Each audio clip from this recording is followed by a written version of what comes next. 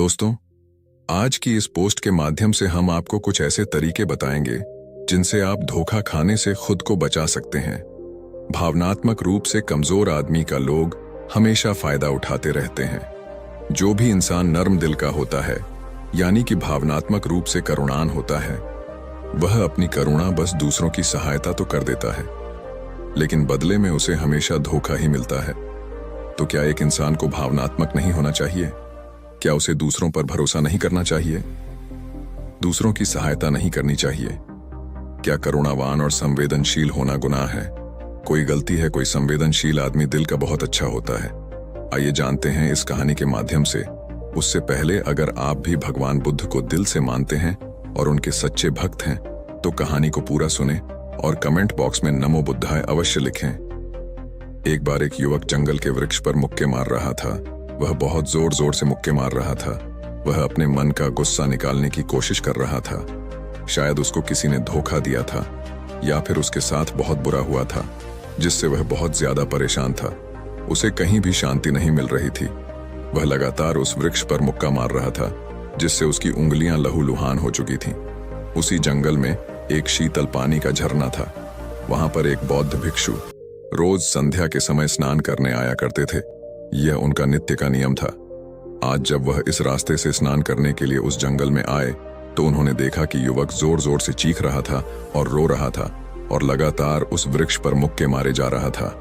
उस युवक के आसपास कोई मौजूद नहीं था। इससे उस भिक्षु को उस युवक की चिंता होने लगी। उसने सोचा कि अगर मैं इसे ऐसे ही अनदेखा करके चला जाऊं, तो कहीं यह आत्महत्या ना कर ले। ऐसे विचार आने के बाद भी वह कुछ नहीं बोले।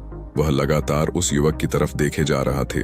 कुछ देर तक तो उस युवक ने उस भिक्षु को नजरअंदाज किया, लेकिन कुछ देर बाद उसे अजीब सा लगने लगा। उसने सोचा, ना तो यह मुझे रोक रहा है और ना ही कुछ कह रहा है। यह तो बस मुझे देखे जा रहा है। इसका क्या मतलब है? बहुत अजीब आदमी है। ऐसे ही विचार उस युवक के मन में उठने लगे। जब कुछ देर बाद भी वह भिक्षु कुछ नहीं बोला, तो युवक ने अचानक से उस भिक्षु से पूछा कि महाशय, आप अपने रास्ते क्यों नहीं चले जाते? आपको क्या मतलब? आप यहां रुककर मुझे देख क्यों रहे हैं? भिक्षु ने बहुत शांत स्वर में कहा कि मैं तुम्हें रोक नहीं रहा हूं, तुमसे कुछ कह नहीं रहा हूं, तो मुझसे तुम्हें क्या परेशानी है? मेरी तरह ही यह वृक्ष, पौधे और पक्षी, यह सब तुम्हें तो देख ही रहे हैं।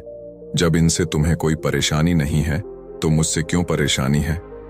यह सुनकर और युवक जोर से चीख कर बोला, मुझे सबसे परेशानी है, मैं सबसे नफरत करता हूं। यहां पर सब धोखेबाज, गद्दार लोग रहते हैं, कोई किसी का नहीं होता।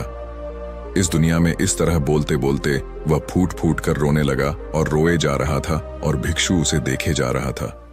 वह भिक्षु उसे चुप कराने की कोशिश भी नहीं कर रहा था। यह बात तो उस युवक को और ज्यादा अजीब लगी। अब रोना बंद करके उस युवक ने सीधे होकर उस भिक्षु से कहा, आप बहुत अजीब आदमी हैं। आपके सामने कोई इंसान रो रहा और आप उसे चुप भी नहीं करा सकते। आपके मन में बिल्कुल भी संवेदना नहीं है। बहुत अजीब और कठोर हृदय वाले साधु हैं। आपको अपने साधु होने पर खेद होना चाहिए, और ऐसे ही न जाने क्या क्या जली कटी बातें वह युवक उस भिक्षु को सुनाने लगा।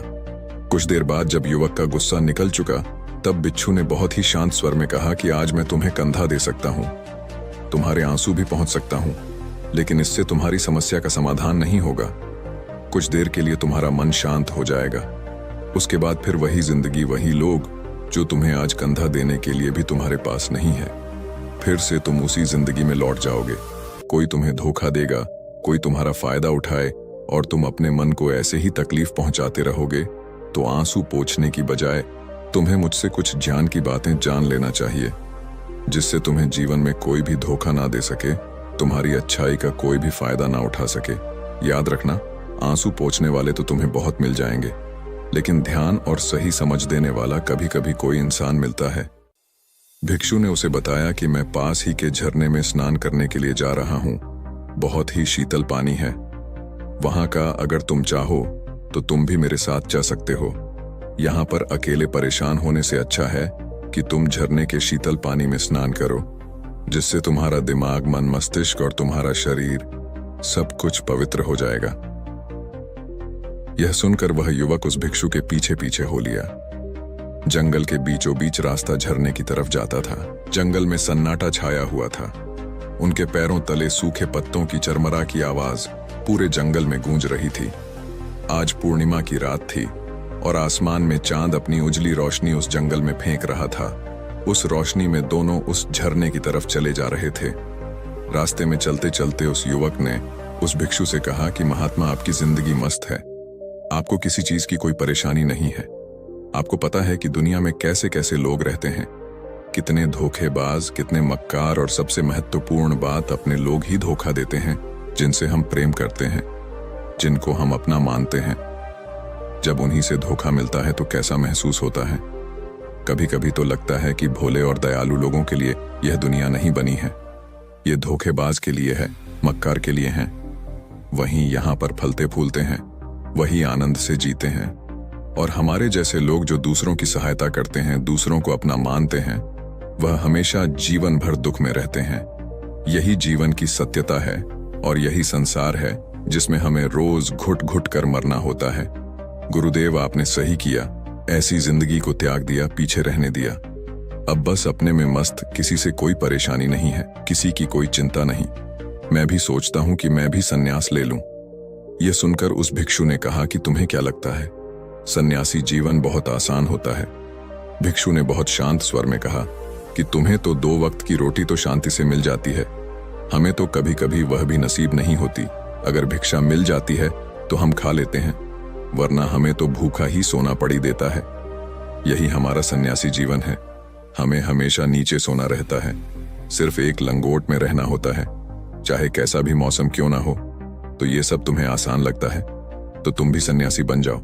युवक ने कहा कि आप कहते तो ठीक ही हैं, संघर्ष तो दोनों तरफ है, सांसारिक जीवन में भी और सन्यासी जीवन में भी। वैसे सांसारिक जीवन भी अच्छा है, लेकिन तब तक जब तक घर परिवार में सुख शांति बनी रहे, धोखा ना मिले, हमारे लोग हमारा फायदा ना उठाएं, हमसे झूठ ना बोले, हमें धोखा ना दे, तब तो जीवन जीने का आनंद होता, वरना जीवन नर्क हो जाता है।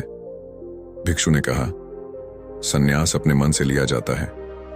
जब हमारा मन कहता है कि हमें सन्यास के मार्ग पर सफलता हासिल करनी है, आगे जाना है, तो ही सन्यासी जीवन सफल हो पाता है। लेकिन तुम अपने घर से परेशान होकर, दूसरे लोगों से परेशान होकर सन्यासी बनना चाहते हो, तो तुम्हारा सन्यासी जीवन भी कभी सफल नहीं होगा। इससे अच्छा तो तुम सांसारिक जीवन में अगर कुछ तरीके, कुछ नियम अपना हो, तो दूसरे लोग तुम्हें धोखा नहीं दे पाएंगे। सबसे पहले तो यह समझो कि धोखा उन्हें ही मिलता है जो भावनात्मक रूप से कमजोर होते हैं, जिनका दिल जल्दी पिघल जाता है, जो दूसरों को दुख में नहीं देख पाते। ऐसे लोगों के साथ धोखे होने की संभावना ज्यादा होती है, क्योंकि कोई भी आदमी अपनी परेशानी बताकर, अपने आप को दुख में बताकर तुम्हारा फायदा उठा सकता है। क्या पता वह झूठ बोल रहा हो, वह दुखी होने का अभिनय कर रहा हो, लेकिन आपको तो सच ही लगेगा, और उसके कुछ समय बाद आपको पता चलता है कि आपके साथ धोखा हो गया। उसके बाद आपका मन अंदर से टूट जाता है। इसीलिए सबसे पहली बात ध्यान रखना कि किसी भी व्यक्ति को यह एहसास मत होने दो कि तुम भावनात्मक रूप से कमजोर हो, अंदर से तुम्हारा दिल नरम है। अगर उन्हें यह कमजोरी आपकी पता चल गई, तो वह कोई ना कोई जाल रचकर आपका फायदा उठाने की जरूर कोशिश करेंगे। चाहे आप अंदर से संवेदनशील हो, दूसरों की मदद करने वाले हो, लेकिन किसी को एहसास मत होने दो। ऊपर से कठोर बने रहो। जब लोगों को लगेगा कि इससे कुछ बोलने का फायदा ही नहीं है, यह आदमी कठोर है नहीं, पिघलेगा, तो खुद वह लोग जो झूठे हैं, वह आपके पास आएंगे ही नहीं। वह उन्हें चुनेंगे जो उनके आसान शिकार होंगे। दूसरी बात यह है कि हम बहुत जल्दी दूसरों पर विश्वास कर लेते हैं, और हमारी जल्दी विश्वास करने की आदत ही हमें हानि पहुंचाती है। 2 दिन तुम्हें किसी से मिले हुए नहीं होते हैं और तुम एक दूसरे के हो जाते हो, एक दूसरे पर पूरा भरोसा करने लग जाते हो, और यह भरोसा तीसरे दिन टूट भी जाता है, और फिर तुम्हें धोखा मिलता है, और फिर तुम परेशान होते हो। इसीलिए समय दो। किसी भी चीज को, किसी भी रिश्ते को आगे ले जाने के लिए समय की जरूरत होती है। समय के साथ तुम्हें सामने वाले इंसान की अच्छाई और बुराई पता चलती है। तब तुम्हें पूर्ण रूप से पता चलता है कि इंसान वास्तव में कैसा है, अच्छा है या बुरा है, और वह कुछ समय देने के बाद ही होता है। इसीलिए जल्दी किसी पर विश्वास मत करो। तीसरा तरीका समझने के लिए तुम्हें ऐसे लोगों को समझना होगा जो दूसरों की चापलूसी करते रहते हैं। कुछ लोगों की आदत होती है चापलूसी करने की। आपके सामने आपकी तारीफ करेंगे या आपके बारे में अच्छा अच्छा बोलेंगे और आपको लगेगा कि यह इंसान कितने अच्छे हैं, मुझसे कितना प्यार करते हैं। लेकिन वास्तव में उनकी वह चापलूसी एक जाल होती है ताकि वह आपका दिल जीत सके। और उनको चापलूसी करने का मौका तभी मिलता है जब आप दिखावा करते हैं। अगर आप उनकी चापलूसी से प्रभावित ही नहीं होंगे तो कुछ समय बाद वह चापलूसी करना बंद कर देंगे। इसीलिए किसी के सामने दिखावा मत करो, वरना आप तो आकर्षण के केंद्र बन जाते हो। लोगों को लगता है कि शायद इसके पास बहुत ज्यादा धन संपदा है, इसीलिए इतना दिखावा कर रहा है। और इसी वजह से जो लोग आपका फायदा उठाना चाहेंगे वह आपके करीब आने की कोशिश करेंगे, आपसे चापलूसी करने की कोशिश करेंगे। चाहे आप अंदर से संवेदनशील हों, दूसरों की मदद करने वाले हों, लेकिन किसी को एहसास मत होने दो, ऊपर से कठोर बने रहो। जब लोगों को लगेगा कि इससे कुछ बोलने का फायदा ही नहीं है, यह आदमी कठोर है, नहीं पिघलेगा, तो खुद वह लोग जो झूठे हैं वह आपके पास आएंगे ही नहीं। वह उन्हें चुनेंगे जो उनके आसान शिकार होंगे। दूसरी बात यह है कि हम बहुत जल्दी दूसरों पर विश्वास कर लेते हैं और हमारी जल्दी विश्वास करने की आदत ही हमें हानि पहुंचाती है। 2 दिन तुम्हें किसी से मिले हुए नहीं होते हैं और तुम एक दूसरे के हो जाते हो, एक दूसरे पर पूरा भरोसा करने लग जाते हो और यह भरोसा तीसरे दिन टूट भी जाता है और फिर तुम्हें धोखा मिलता है और फिर तुम परेशान होते हो। इसीलिए समय दो। किसी भी चीज को, किसी भी रिश्ते को आगे ले जाने के लिए समय की जरूरत होती है। समय के साथ तुम्हें सामने वाले इंसान की अच्छाई और बुराई पता चलती है। तब तुम्हें पूर्ण रूप से पता चलता है कि इंसान वास्तव में कैसा है, अच्छा है या बुरा है, और वह कुछ समय देने के बाद ही होता है। इसीलिए जल्दी किसी पर विश्वास मत करो। तीसरा तरीका, समझने के लिए तुम्हें ऐसे लोगों को समझना होगा जो दूसरों की चापलूसी करते रहते हैं। कुछ लोगों की आदत होती है चापलूसी करने की। आपके सामने आपकी तारीफ करेंगे या आपके बारे में अच्छा अच्छा बोलेंगे और आपको लगेगा कि यह इंसान कितने अच्छे हैं, मुझसे कितना प्यार करते हैं। लेकिन वास्तव में उनकी वह चापलूसी एक जाल होती है ताकि वह आपका दिल जीत सके। और उनको चापलूसी करने का मौका तभी मिलता है जब आप दिखावा करते हैं। अगर आप उनकी चापलूसी से प्रभावित ही नहीं होंगे तो कुछ समय बाद वह चापलूसी करना बंद कर देंगे। इसीलिए किसी के सामने दिखावा मत करो, वरना आप तो आकर्षण के केंद्र बन जाते हो। लोगों को लगता है कि शायद इसके पास बहुत ज्यादा धन संपदा है, इसीलिए इतना दिखावा कर रहा है। और इसी वजह से जो लोग आपका फायदा उठाना चाहेंगे वह आपके करीब आने की कोशिश करेंगे, आपसे चापलूसी करने की कोशिश करेंगे। अगला नियम बताते हुए भिक्षु ने झरने की तरफ इशारा किया। वह झरने के पास पहुंच चुके थे। युवक को भी एहसास हो चुका था क्योंकि वहां पर ठंडी ठंडी हवा चल रही थी।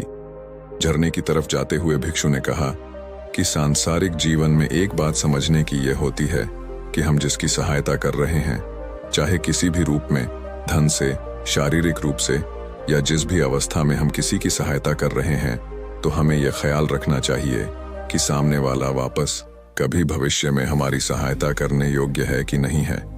अगर किसी को पैसा उधार दे रहे हो तो यह समझो कि उसके पास आय का कोई साधन है कि नहीं है। कल भविष्य में वह तुम्हें वापस कर पाएगा कि नहीं कर पाएगा। अगर वह नहीं करेगा तो तुम्हें तकलीफ होगी, तुम्हें दुख होगा। ऐसे तो इंसान करुणा बस भिखारियों को भीख देता है, लेकिन वह गलत नहीं है, क्योंकि जो भी पैसा अपने सामने वाले को दिया है उससे आपके ऊपर कोई ज्यादा प्रभाव नहीं डालेगा। अगर वह आपको वापस भी नहीं लौट आए तो अगर किसी ऐसे इंसान को पैसा देना है जो कभी वापस नहीं लौटा पाएगा तो उतना ही दे चाहिए, जिससे तुम्हारे ऊपर ज्यादा दबाव ना बने। अगर वह वापस भी ना कर सके तो तुम्हें दुख ना पहुंचे। अब तक वह दोनों झरने पर पहुंच चुके थे। दोनों ने अपने वस्त्र उतारकर उस झरने के शीतल पानी में कूद गए। पानी ठंडा था। उन दोनों की सारी थकान और उदासी पल भर में ही दूर हो गई।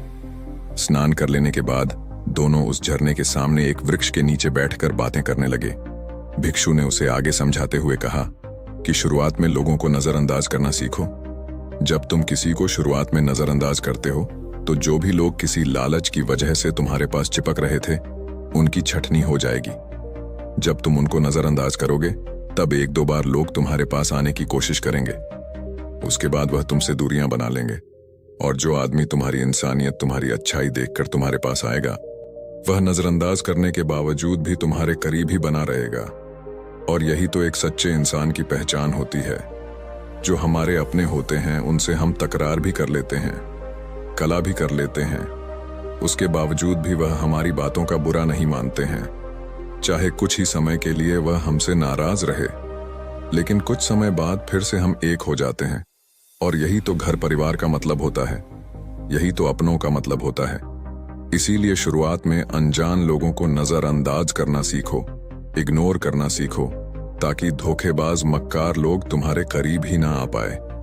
अपने इस वार्तालाप को खत्म करते हुए भिक्षु ने अपनी आखिरी और पांचवी बात बताते हुए कहा कि यह आखिरी सीख सबसे ज्यादा महत्वपूर्ण है।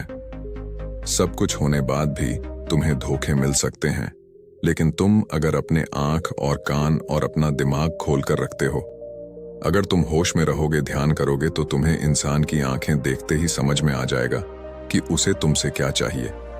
तुम उसकी इच्छा और उसका स्वभाव उसकी आंखों में ही देख सकते हो। लोगों की आंखों में, उनकी वाणी में, उनके स्वभाव में उनका सब कुछ दिखाई देता है। बस हम ही अपनी आंखें मूंह कर रहते हैं। दूसरे लोगों से जानो, उसके रिश्तेदारों से जानो, उसके परिवार वालों से जानो कि वह इंसान कैसा है, दूसरों के साथ उसका व्यवहार कैसा है। उसकी जांच करो, तब किसी पर विश्वास करो। ऐसे ही किसी पर विश्वास मत कर लेना।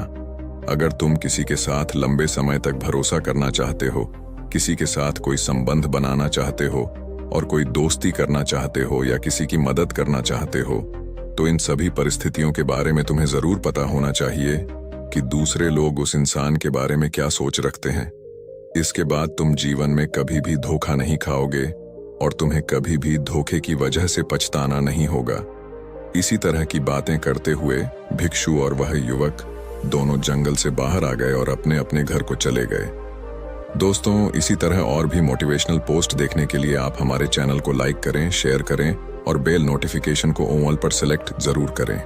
धन्यवाद।